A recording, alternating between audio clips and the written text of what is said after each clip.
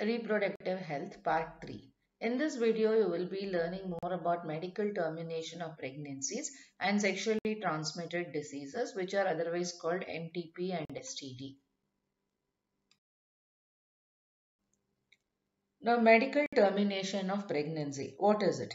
Intentional or voluntary termination of pregnancy before full term is called medical termination of pregnancy, or it is also known as induced abortions.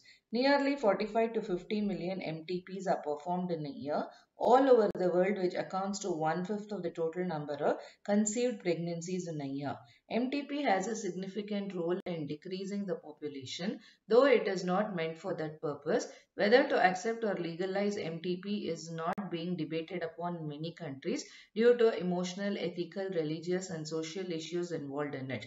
Government of India legalized MTP in 1971 with some strict conditions to avoid its misuse. The restrictions are all the more important to check indiscriminate and illegal female feticides which are reported to be high in India. MTP is mainly meant to get rid of unwanted pregnancies, which is either due to casual unprotected intercourse or failure of the contraceptives used during the coitus, or it could be due to the rapes, or the MTPs are also essential in certain cases where continuation of the pregnancy would be harmful or even fatal either to the mother or to the fetus or both. MTPs are considered relatively safe during the first trimester, that is up to 12 weeks of pregnancy. Second trimester abortions are much more riskier. Majority of the MTPs are performed illegally by unqualified coaps, which are not only unsafe but could be fatal too. Another dangerous trend is the misuse of amniocentesis to determine the sex of the unborn child. Frequently, if the fetus is found to be female, it is followed by MTP, and this is totally illegal.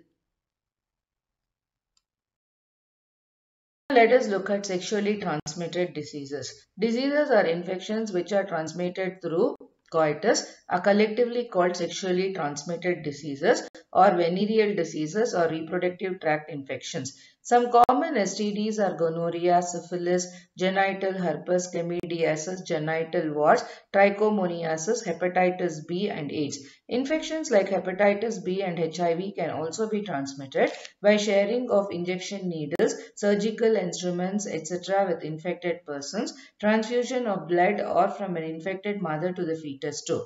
Except for hepatitis B, genital herpes and HIV infections, other STDs are completely curable if detected earlier and if treated properly. Early symptoms of most of these STDs are minor and include itching, fluid discharge, slight pain, swelling, etc. in the genital region. Infected females may often be asymptomatic and hence it may remain undetected for a long. Absence or less significant symptoms in the early stages of infection and social stigma attached to the STDs deter the infected persons from going for timely detection and proper treatment. This could lead to complications later, which include pelvic inflammatory disease, abortion, stillbirth, ectopic pregnancy, infertility, or even cancer of the reproductive tract. STDs are a major threat to a healthy society. Prevention or early detection and cure of STDs are given prime consideration under the reproductive health programs.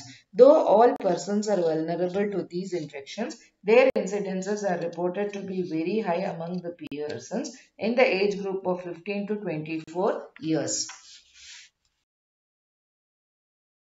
What are the methods to prevent the STDs? So one has to avoid sex with unknown partners or multiple partners and always use condoms during coitus.